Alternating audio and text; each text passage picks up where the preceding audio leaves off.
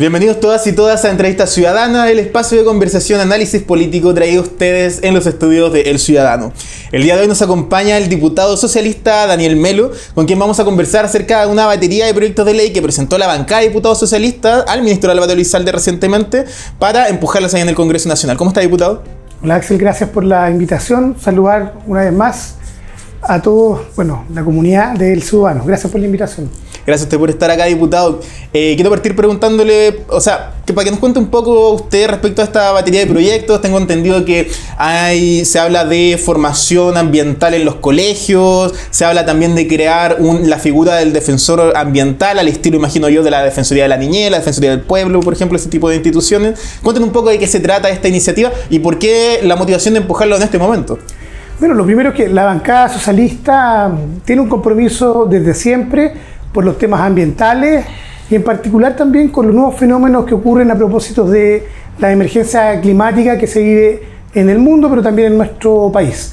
Entonces tomamos la definición de poder diseñar e implementar una agenda ambiental, proponérsela al gobierno en distintas materias. Tú recién las nombras algunas. Primero, por ejemplo, hacernos cargo de la formación ciudadana en materia ambiental y también de acción climática a nivel de los colegios. Es muy importante, sobre todo, que las nuevas generaciones, desde pequeños, puedan ir incorporando, ¿no es cierto?, la comprensión respecto a la relación con el medio ambiente, la naturaleza, y, por cierto, cuáles son las mejores medidas para poder enfrentar los temas del cambio climático en nuestro país.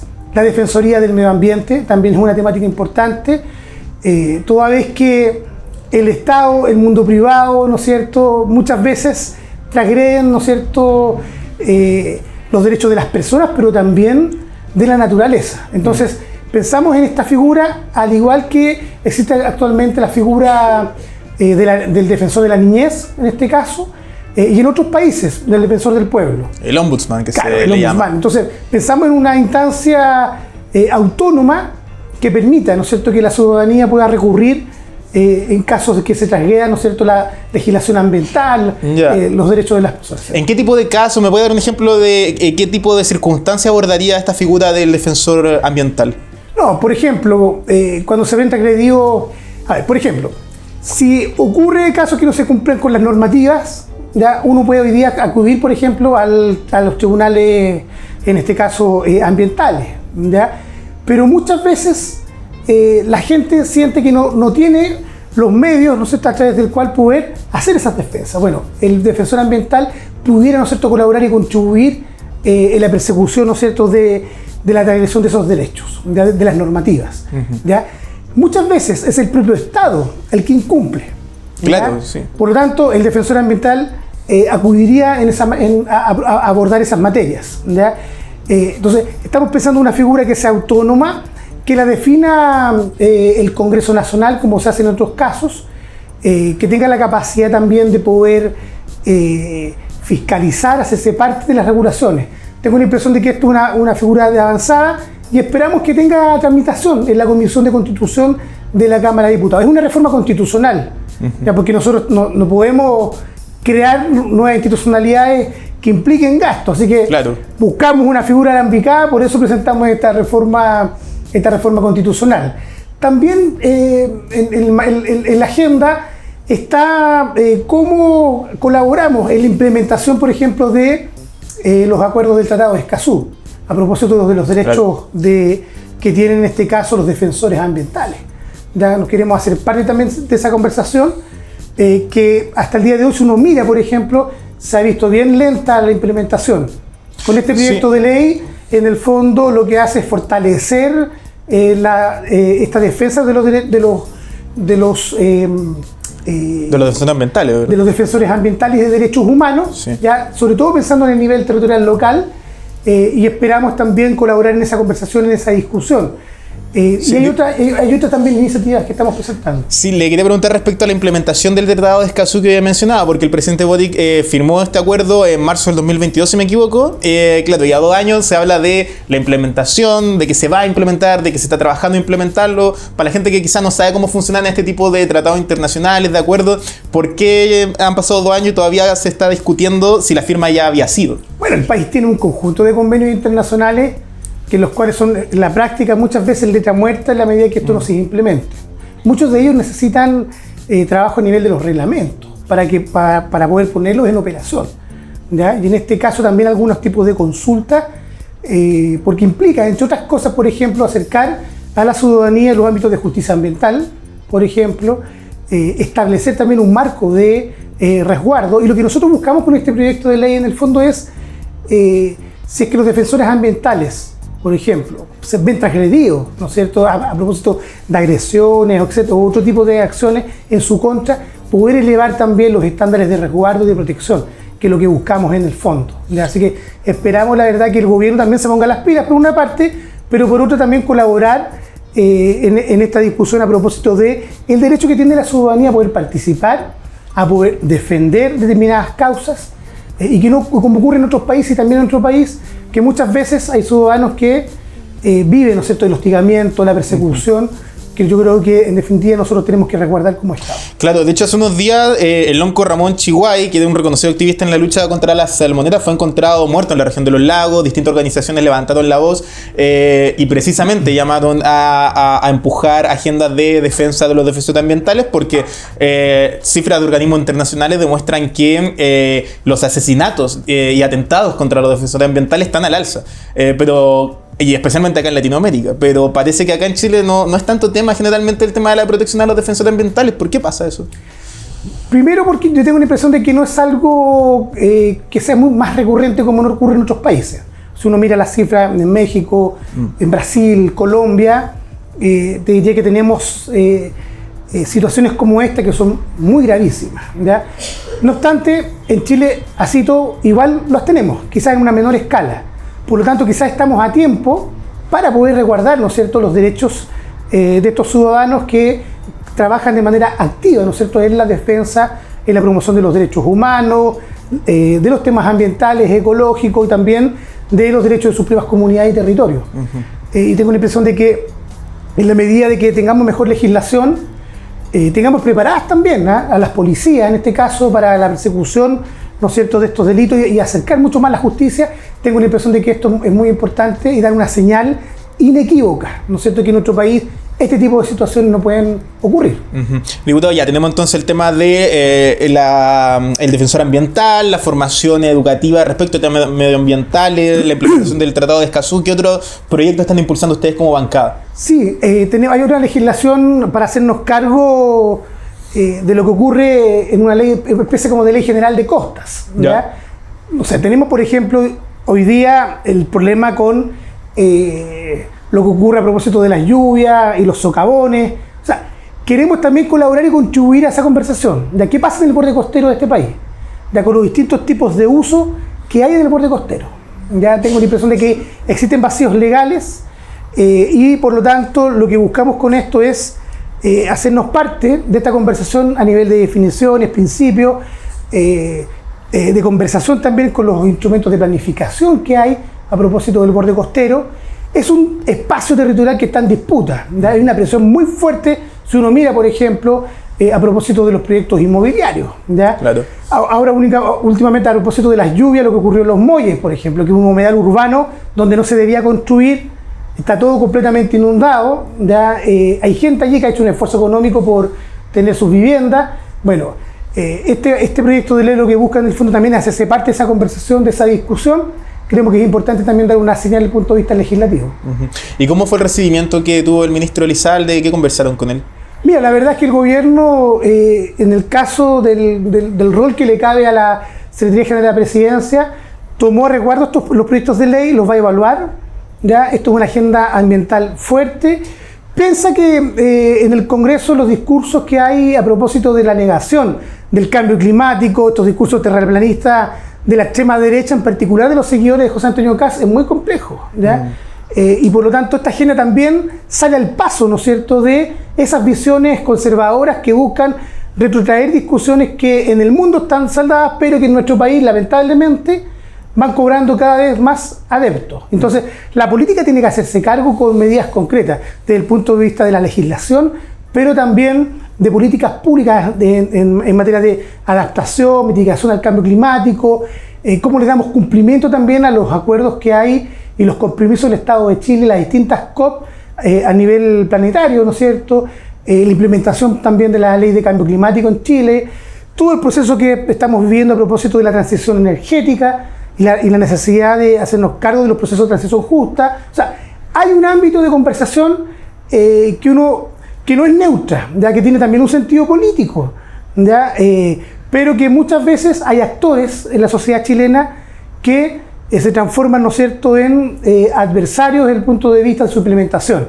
Entonces, los socialistas al menos estamos en esta lógica de hacernos parte de la solución de estos problemas, de la discusión en nuestro país, pero también en el concepto internacional, y el gobierno, bueno, ha tomado cuenta de estos proyectos de ley. Nosotros además le solicitamos al ministro Elizalde que le pusiera urgencia a otros proyectos de ley que están en segundo trámite constitucional y que lamentablemente hoy día están durmiendo el sueño de los justos.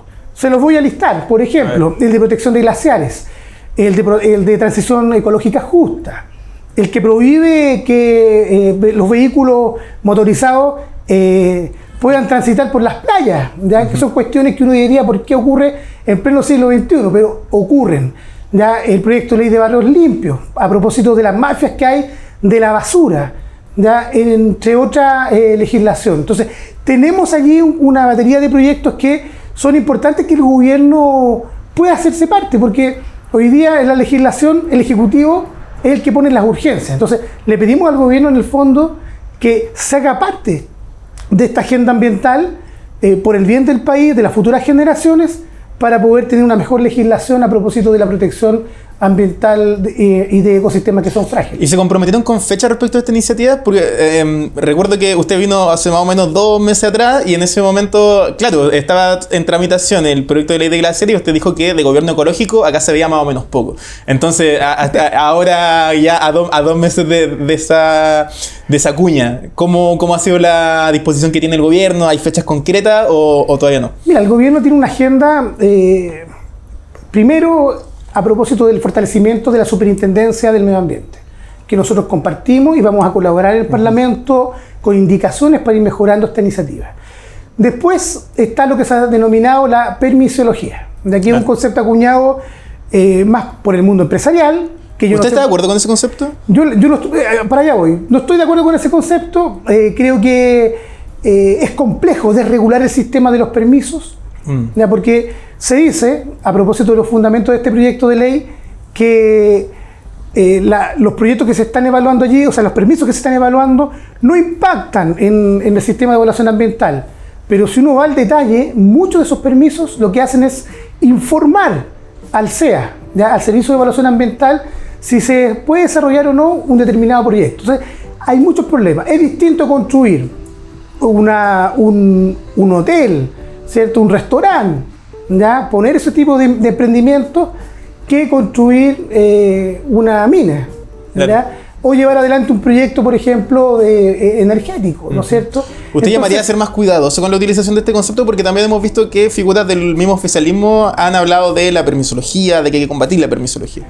Sí, yo creo que más que combatir la permisología, lo que es importante es modernizar el sistema, mejorarlo en los tiempos, elevar los estándares, pero por ningún motivo entrar en esta dinámica de desregular el sistema, porque yo creo que si algo ha permitido detener proyectos que afectaban el medio ambiente, por ejemplo en el caso de Dominga, es precisamente porque hubo servicios públicos que tuvieron la capacidad de poder evaluar esos proyectos de manera técnica, ¿ya? Y de manera muy crítica respecto a cuáles eran los efectos concretos, ¿ya? Entonces, la verdad, o uno puede ir mucho más atrás, a propósito de lo que ocurre en Hidroaicén, por ejemplo, ¿cierto? Este megaproyecto que no solo iba a afectar a la Patagonia chilena, sino también esta línea de transmisión de carretera eléctrica que iba a atravesar prácticamente la mitad del país. Entonces, hay situaciones de ejemplos muy concretos en los cuales los permisos que se entregan, la evaluación del propio sistema y de cómo este funciona han permitido detener determinados proyectos. Sí.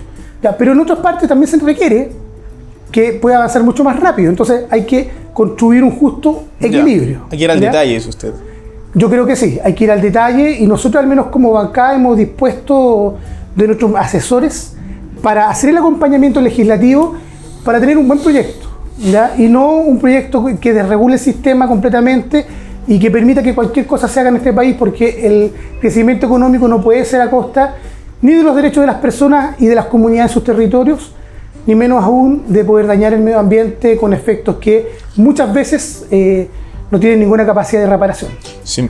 No me contestó la pregunta si es que el gobierno se había comprometido con fecha o por lo menos... Sí, el gobierno quedó comprometido a evaluar la agenda que le hemos presentado como bancada. Desde ya está evaluando el proyecto de glaciares, el de transición ecológica, la ley de olores, que es muy importante. Eso también está en segundo trámite constitucional. Entonces estamos a la espera, la verdad, de cómo avanzan estas iniciativas que están en el segundo trámite constitucional y las que presentamos, las nuevas. Una vez que ya estén presentadas, nosotros vamos a seguir haciendo el seguimiento para que esto tenga, la verdad, un trámite ojalá lo más expedito posible. ¿Y usted es optimista de que estas iniciativas logren aprobarse durante los años de gobierno que quedan? Yo espero que el gobierno tenga la capacidad de dar una señal concreta. Si uno mira la cuenta del presidente de la República de este principio de junio, la verdad es que yo eché de menos más propuestas en materias ambientales, cosas muy concretas. Y yo creo que acá el gobierno tiene algunas iniciativas en las cuales puede avanzar, dar una señal importante, no solo al mundo ambiental, sino que a las y los chilenos, por ejemplo, en educación ambiental, en materia de defensoría del medio ambiente, o los procesos que se están viviendo en nuestro país a propósito de la transición energética y la necesidad de tener transición ecológica justa, ya a propósito de las zonas de sacrificio. O sea, hay señales concretas que se pueden dar y que yo espero que el gobierno, en lo que le queda de mandato, pueda hacerse parte de la conversación, de la discusión y, por cierto, de la legislación. Diputado, quiero aprovechar de preguntarle por la gira del presidente Boric por Europa, porque precisamente se trataron algunos de estos temas, hidrógeno verde, energía renovable. ¿Con qué sensación se quedó usted de la gira? Yo creo que siempre es importante que el presidente de la República siga estableciendo lazos con el conjunto de naciones en materia de energía renovable, nuevas inversiones, comercio justo. Tengo la impresión de que eso es muy importante para el país, sobre todo pensando en que Chile es una economía abierta y que requiere, por lo tanto, también del concurso, ¿no es cierto?, de otras economías para su crecimiento, para su desarrollo. Si esto viene acompañado, por ejemplo, de medidas que permitan fortalecer la transición energética, bienvenido sea. En materia de hidrógeno verde yo tengo una visión crítica, la verdad. Tengo la impresión de que como se ha llevado la conversación de la discusión en nuestro país, yo tengo la impresión de que si se sigue haciendo lo mismo, vamos a tener en la Patagonia chilena una gran zona de sacrificio. Entonces, yo haría un llamado, en el fondo, a poder observar bien lo que va a ocurrir allí, ¿ya? Es un megaproyecto que implica, ¿no es cierto?, la verdad, el uso de recursos muy grandes, ¿ya?, no solo en materia energética, sino también la movilización de construcción de puertos. Entonces, yo haría un llamado, la verdad, a la autoridad a poder observar bien qué es lo que vamos a hacer como país sobre esta materia. Yo sé que es importante para las naciones de Occidente que se puedan desarrollar en nuestro país este tipo de proyectos, pero tal cual están previstos realizarlos, la verdad es que una primera aproximación tengo una mirada súper crítica respecto a esto.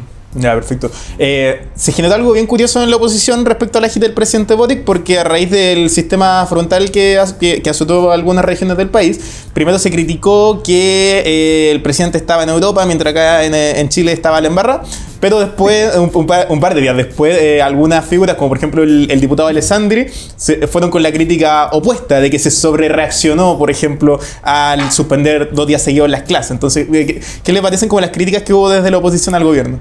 Mira, la derecha y la extrema derecha en Chile está acostumbrada a dar palos porque boga y palos porque no. El gobierno tomó una decisión que me parece que es importante porque prevé, ¿no es cierto?, que va a ocurrir un sistema frontal como nunca en la historia después de más de 20 años. Y tengo la impresión de que las medidas que tomó el gobierno fueron las óptimas, ¿verdad? Entonces yo quiero valorar aquello. Después se criticó que el presidente no se devolvía de su gira presidencial. Bueno, la verdad es que poco y nada puede hacer el presidente si regresa al país cuando ya se habían tomado las definiciones, toda vez que también hubo coordinación. Entonces, mire, la derecha nos tiene acostumbrados en estos 2 años y medio de gobierno a negarle la sal y el agua al Ejecutivo. En materia de reformas sociales, por ejemplo, la reforma al sistema de pensiones, el pacto tributario, ¿no es cierto? Y todo aquello que implique mejorarle la calidad de vida a los chilenos. ¿Ya? O que las cosas cambien, ¿no es cierto?, desde el punto de vista de la distribución de la riqueza. ¿Ya? Porque aquí hay una defensa acérrima a las ISAPRES, a las AFP, en definitiva a los intereses que ellos históricamente han defendido. Y por lo tanto, el presidente lo que hace en el fondo es tomar sus propias decisiones y yo creo compartirlas y respaldarlo, la verdad. ¿Ya? No me parece que se diga que siempre está en contra de todo, absolutamente todo, negar la sal y el agua. Es una cosa muy reflexiva de alguna forma, ¿ya? Pero si uno la mira en perspectiva, sin duda la gira presidencial fue algo importante para el país. Las decisiones respecto al sistema frontal y los efectos también a propósito de la emergencia climática en Chile que estamos viviendo y tenemos que acostumbrarnos a vivirla, también creo que fueron las correctas, yo las comparto y las valoro, y creo que la derecha sigue haciendo su juego, que es negarle la salida el agua al gobierno, y en eso la verdad los únicos que sufren son los chilenos.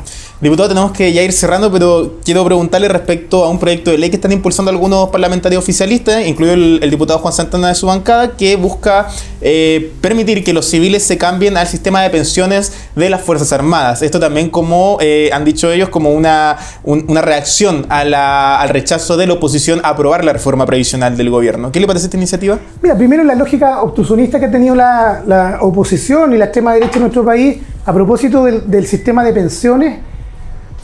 Quizás se requieren medidas que sean más radicales, ¿ya? Y una de estas surge por iniciativa propia de un conjunto de parlamentarios de distintas bancadas. Yo valoro la iniciativa, ¿ya? Espero que tenga trámite legislativo en la comisión respectiva, ¿ya? Pero no nos desviemos del foco. El Chile requiere que la reforma del sistema de pensiones avance, ¿ya? Avance de manera decidida.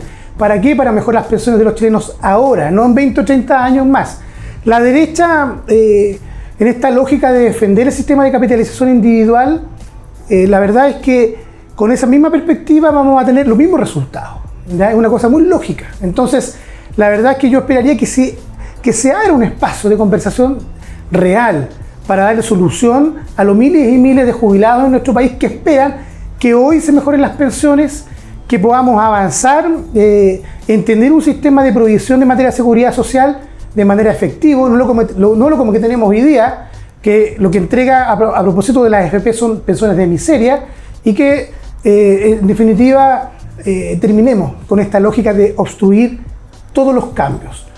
Porque la verdad es que cuando se le niega la sal y el agua al gobierno, los que sufren no es el gobierno va de paso.